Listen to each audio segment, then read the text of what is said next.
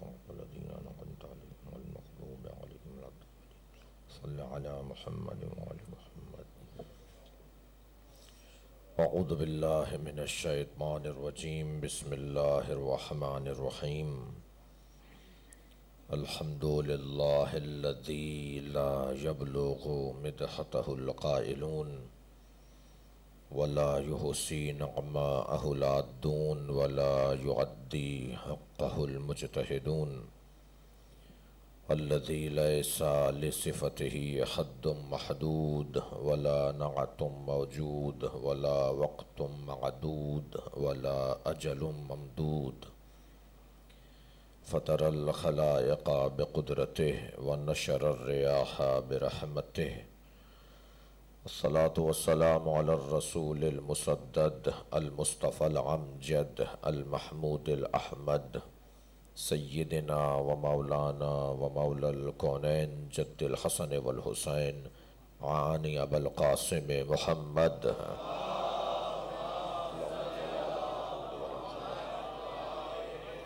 وآله الطيبين الطاهرين المعصومين الذين قال الله إنما يريد الله ليذهب عنكم الرجس أهل البيت ويطهركم تطهيرا. اللهم صل على ولعنة الله على أعدائهم أجمعين من يوم عداوتهم إلى قيام يوم الدين. أما بعد، قال الحكيم في قرآن الكريم. بسم الله الرحمن الرحيم. ألم ترى كيف ضرب الله مثلا كلمة طيبة كشجرة طيبة أصلها ثابت وفرعها في السماء تؤتي أكلها كل حين بإذن ربها يضرب الله للناس لعلهم يتذكرون. ومثل كلمة خبيثة كشجرة خبيثة اجتثت من فوق الأرض ما لها من قرار. صلوات.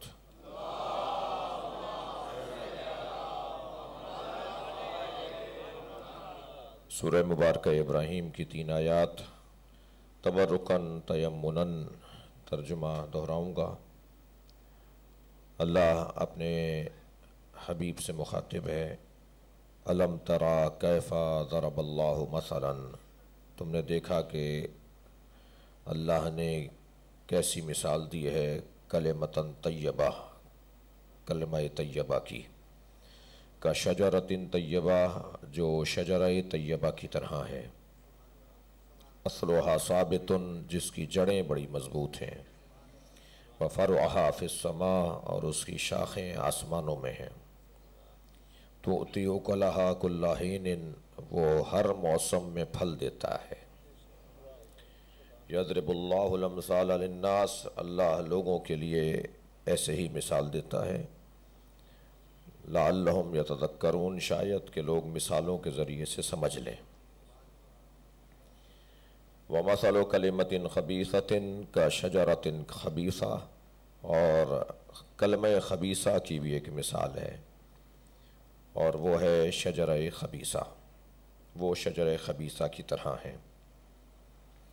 اجتثت من فوق الارض، جو زمین کے اوپر سے اگتا ہے. یہ جو خبیثہ درخت ہے، درخت خبیث درخت ہے. ایک طیب درخت ہے، ایک خبیث درخت ہے. طیب کی ضد جی خبیث. ایک طیب درخت ہے، اس کی جڑیں مضبوط ہیں، شاخیں آسمانوں میں ہیں. ومثل کلمۃ خبیثہ، اور کلمہ خبیثہ کی مثال ہے کشجرۃ خبیثہ، وہ شجرہ خبیثہ کی طرح ہے جو زمین کے اوپر سے اگتا ہے، اس کی جڑیں نہیں ہوتی. اور ما لہا من قرار، اور اس کے لیے کوئی قرار بھی نہیں ہوتا، اس میں کوئی ٹھہراؤ، استقامت، استقرار، استقلال اس کی زندگی میں نہیں ہوتا. روزانہ وہ اپنے نظریے بدلتا ہے. مسترب ذہن والا انسان، جی روزانہ رائے بدلنے والا، روزانہ گھر اور در بدلنے والا. تو یہ 2 طرح کے شجروں کا ذکر ہے، ایک شجرہ طیبہ، ایک شجرہ خبیثہ. شجرہ طیبہ کا مصداق عالی اہل بیت نبی کا گھرانہ، اور شجرہ خبیثہ کا مصداق عالی شیطان، جو اس کی پیروی کرے گا وہ شجرہ خبیثہ ہے۔ یہ رحمان کے نمائندے ہیں، وہ شیطان کے نمائندے ہیں۔ یہ اللہ کے نظام کو چلانے والے ہیں، لہذا لا الہ الا اللہ کے عادات کو جوڑیے تو وہی بنتے ہیں جو 14 معصومین کے بنتے ہیں۔ یہ پورا گھرانہ ایک کام کے لیے بھیجا گیا ہے، اور وہ ہے لوگوں کو اللہ سے آشنا کرنا۔ ان کی ساری محنتیں ہی خلاصہ ہو جاتی ہیں بنام معرفت اہل بیت، بنام معرفت خدا۔ یہ اپنا تعارف بھی کرواتے ہیں تو اس لیے کہ اللہ مانا جائے، بلکہ میں لفظ اور بہتر کروں، یہ اپنی ذات کی نفی کرتے ہیں تاکہ اللہ ثابت ہو جائے۔ جی، یہ اپنی ذات کی نفی کر دیتے ہیں، یہ اپنے وجود کو ہی مٹا ڈالتے ہیں کہ کسی طرح سے وجود پروردگار ثابت ہو جائے۔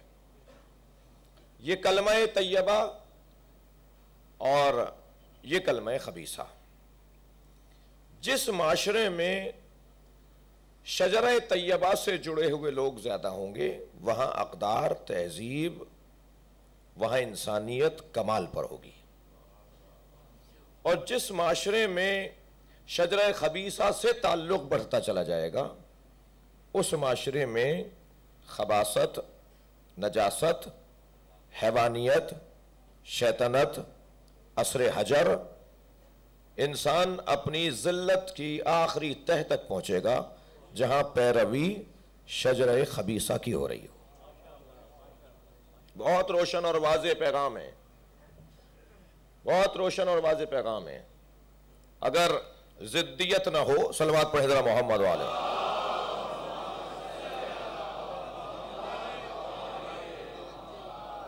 یہ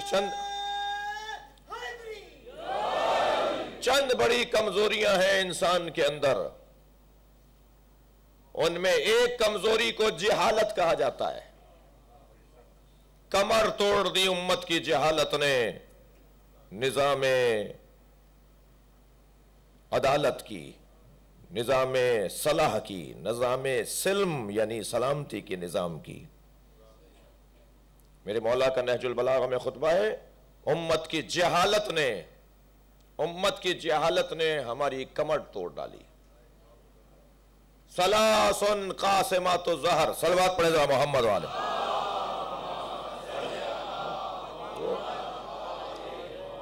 تین طرح کے لوگ ہیں جو کمر توڑ دیتے ہیں، تین طرح کے لوگ ہیں جو کمر توڑ دیتے ہیں۔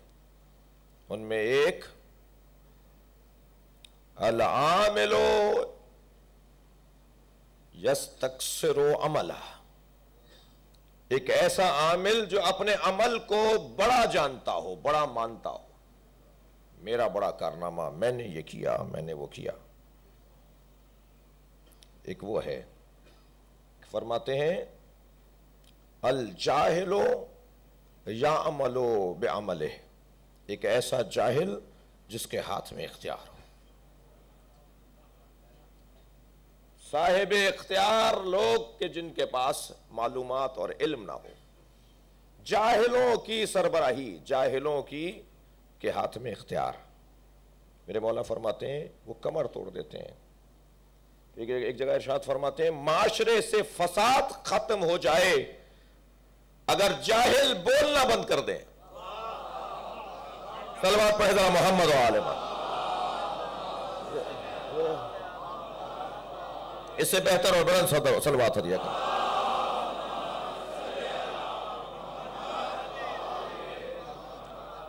معاشرے کی ریڑھ کی ہڈی ٹوٹ جاتی ہے اگر معاشرے میں جاہلوں کا اختیار بڑھ جائے۔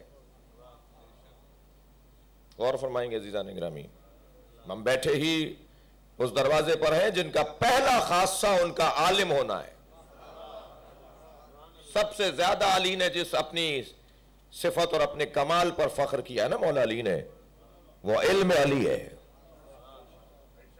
مولا علی کا علم اس پر مولا علی فخر کرتے ہوئے نظر آتے ہیں۔ جب کسی نے پوچھا مولا ہمارے نزدیک آپ کے فضائل بہت ہیں، پوچھنے والے ساسا ابن سوہان ہیں، چھوٹا صحابی نہیں ہے، بہت عظیم المرتبت صحابی ہیں، مولا ہمارے نزدیک آپ کے فضائل بہت ہیں، آپ کے نزدیک آپ کی فضیلت کیا ہے؟ توجہ کر رہے ہیں؟ علی اپنی کون سی فضیلت کو بیان کر رہے ہیں؟ علی فرماتے ہیں میری سب سے بڑی فضیلت یہ ہے کہ اللہ نے مجھے اپنے ساتھ گواہ رسول بنایا ہے۔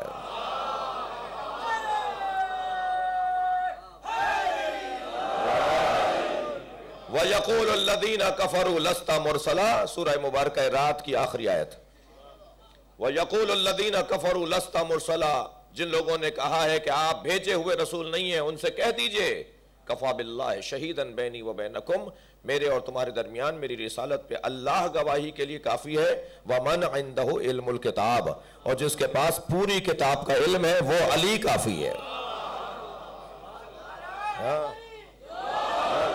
مولا فرماتے ہیں میرا یہ سب سے بڑا کمال ہے کہ اللہ نے مجھے اپنے ساتھ گواہ رسول بنایا ہے۔ یہ گواہی کے لیے کس چیز کی ضرورت ہے بھائی؟ گواہی کے لیے کس چیز کی ضرورت ہے؟ گواہی کے لیے مولا کی جو صفت ہے وہ علم کی صفت ہے۔ عالم الکتاب، کتاب پہ الف لام لگا ہوا ہے، اہل دقت بیٹھے ہوئے ہیں۔ کتاب اگر نکرہ استعمال ہوتی جی تو یہ بتانا پڑتا کہ کون سی کتاب، لیکن جب کتاب پر الف لام لگ جائے گا تو جتنی بھی کتابیں آسمان کی ہیں ان سب کا علی جاننے والا ہے۔ تورات کا فیصلہ تورات والوں کا فیصلہ تورات کے مطابق، انجیل والوں کا فیصلہ انجیل کے مطابق، زبور والوں کا فیصلہ زبور کے مطابق، قرآن والوں کا فیصلہ قرآن کے مطابق جی۔ اور پھر تورات، زبور، انجیل اور قرآن پکار کر کہیں گے جو فیصلہ علی نے کیا ہے وہی فیصلہ ہمارا ہے۔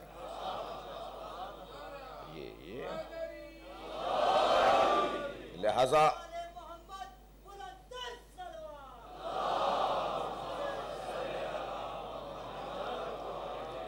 سب سے بڑی فضیلت اس گھرانے کے علم، سب سے بڑی صفت شجرہ طیبہ کی علم ہے۔ شجرہ خبیثہ کیا ہے؟ اچھا آج کی مجلس میں میں آپ کی دقت نسبتاً زیادہ چاہوں گا۔ دیکھیے ایک نظام الہی ہے جسے اہل بیت کا گھرانہ کہا جاتا ہے، اور ایک نظام غیر الہی ہے جسے شیطنت کہا جاتا ہے۔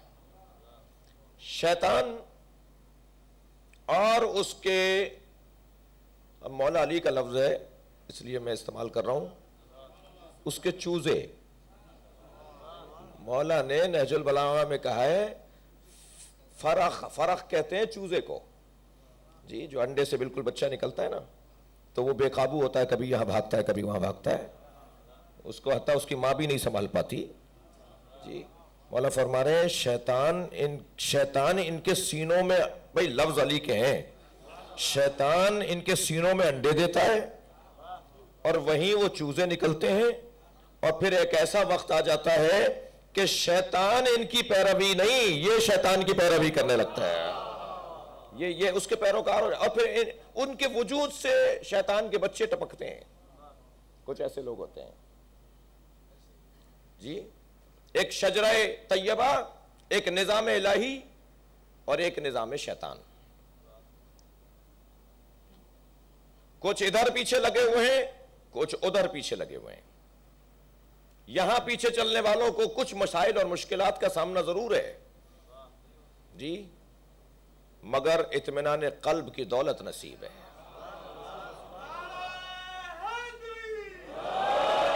ادھر چلنے والوں کی دنیا شاید اچھی ہو مگر عاقبت اور آخرت ان کی برباد ہے۔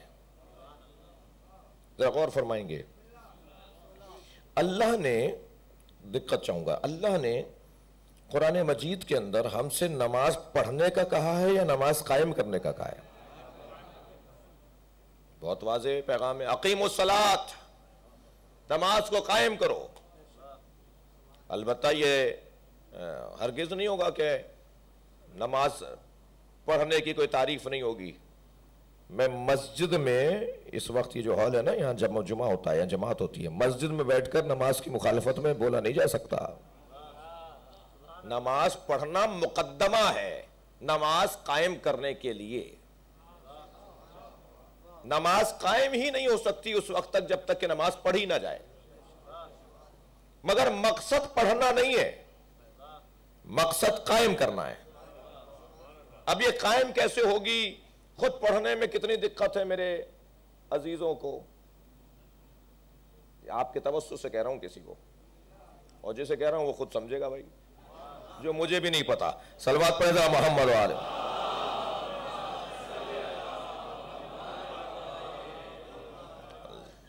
جی کچھ لوگ ہوتے ہیں پیسہ چور، کچھ لوگ ہوتے ہیں وقت چور، کچھ لوگ ہوتے ہیں نماز چور. جی جی بسم اللہ کا مطلب ہے کہ میں بولوں ان کے خلاف.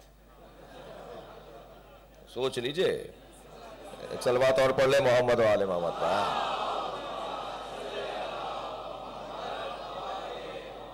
علی کا کوئی چاہنے والا ہو اور بے نمازی ہو، اہل بیت کا کوئی ماننے والا ہو اور بے نمازی ہو، یہ سوچا نہیں جا سکتا. بڑی تکلیف پہنچائی ہے اہل بیت کو زمانے نے، دنیا نے بہت اذیتیں دی ہیں اس گھرانے کو. میرے مولا علی فرماتے ہیں الصلاۃ قرۃ عینی، نماز میری آنکھوں کی ٹھنڈک ہے. جب کوئی علی کا چاہنے والا نماز پڑھتا ہے اور نماز کا پابند رہتا ہے تو علی کی آنکھوں کو ٹھنڈک پہنچاتا ہے. عزیزان گرامی، مذمت آئی ان لوگوں کی جن کی نمازیں قضا ہوتی ہیں.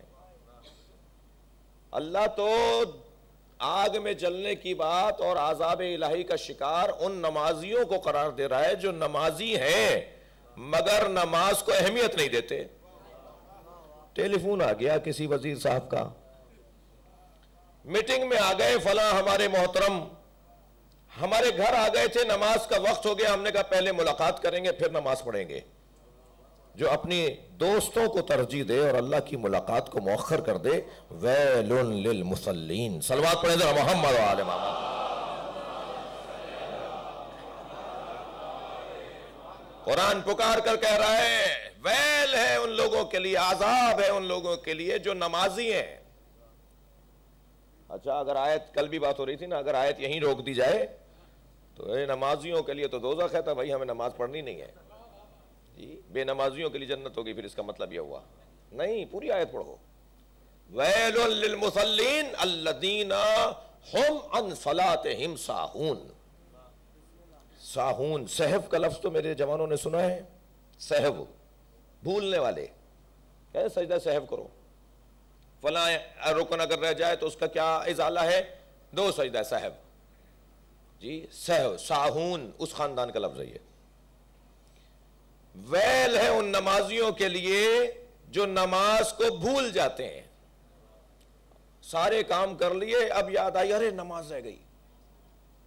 توجہ ہے؟ چلو 2 رکعت نماز بھی پڑھ لیتے ہیں. ہم نے نماز پڑھنا تھی، وہ نماز نہیں پڑھ پائے، بھول گئے نماز کو، مؤخر کر دیا نماز کو. نماز کا کہہ رہے ہیں تو کہہ رہے ہیں کام سے جا رہا ہوں، تو کیا نماز بیکاری ہے؟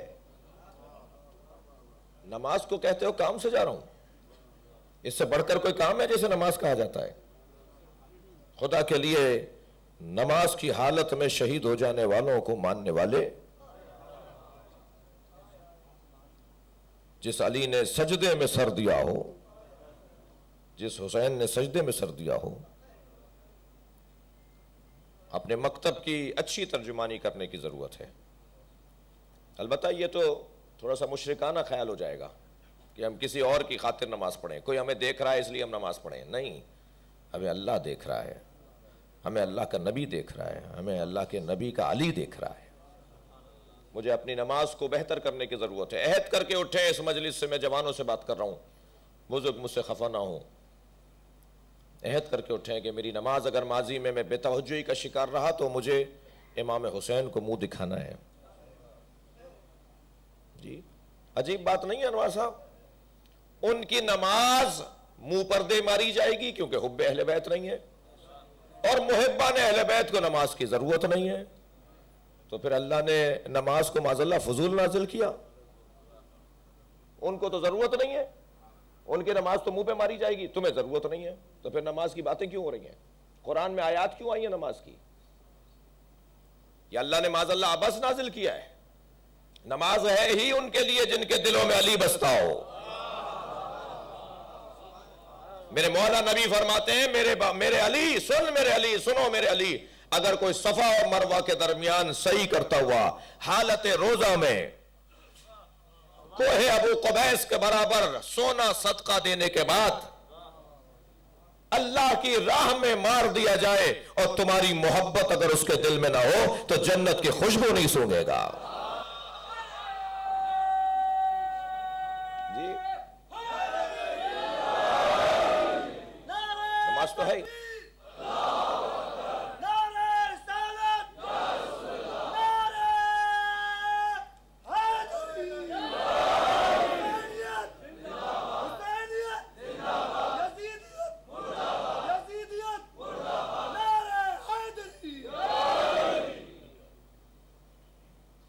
نماز قائم کرنے کا حکم ہے۔ نماز قائم کیسے ہوگی؟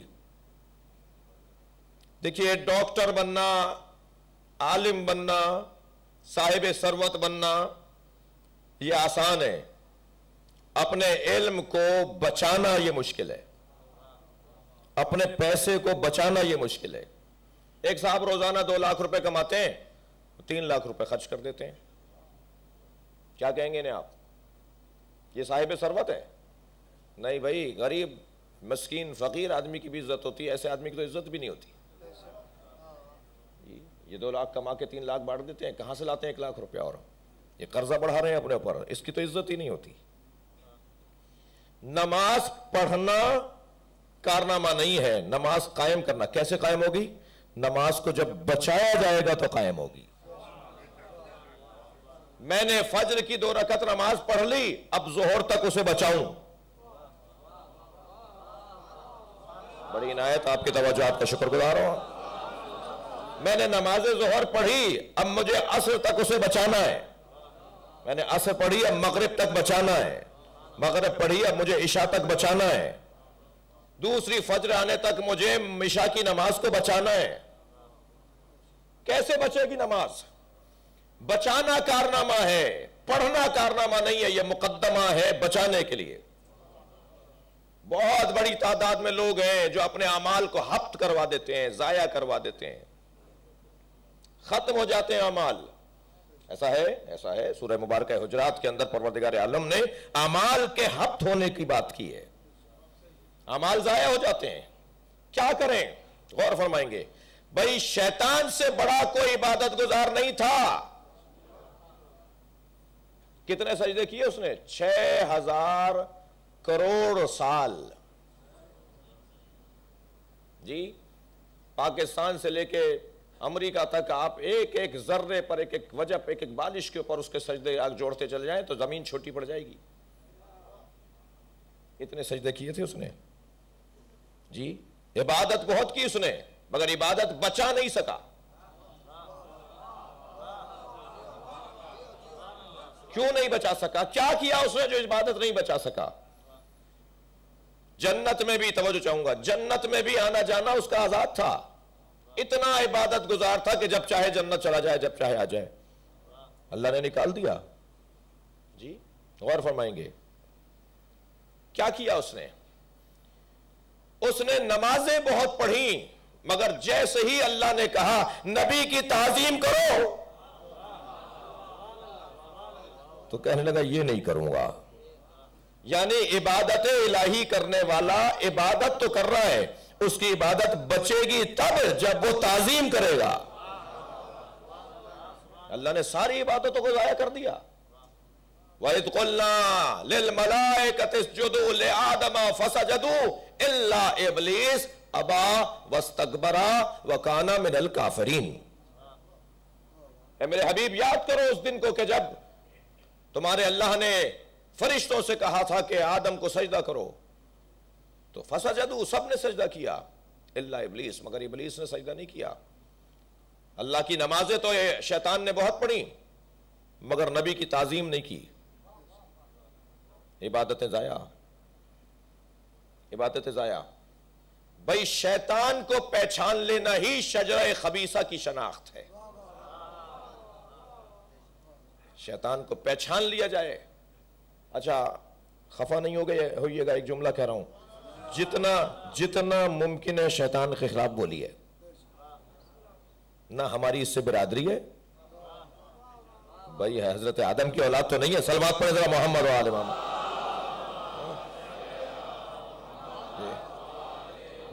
ہماری تو کوئی برادری نہیں ہے، یہ تو جنوں میں سے تھا. یہ انسان تو تھا ہی نہیں، حضرت آدم کی اولاد ہی نہیں ہے، یہ آدمی نہیں ہے، تو ہماری نہ تو اس سے برادری ہے اور یہ ہمارا کھلا دشمن ہے. تو جس سے برادری بھی نہ ہو اور جو کھلا دشمن ہو، خوب بولیے اس کے خلاف. جتنا میں شیطان کے خلاف بولوں گا اتنا شیطان سے دور رہنے کی توفیق حاصل ہوگی. ان الشیطان للانسان عدو مبین، قرآن کہہ رہا ہے شیطان تمہارا کھلا دشمن ہے. اچھا للمسلمین نہیں، للانسان. صرف مسلمانوں کا دشمن نہیں ہے یہ ہر انسان کا دشمن ہے.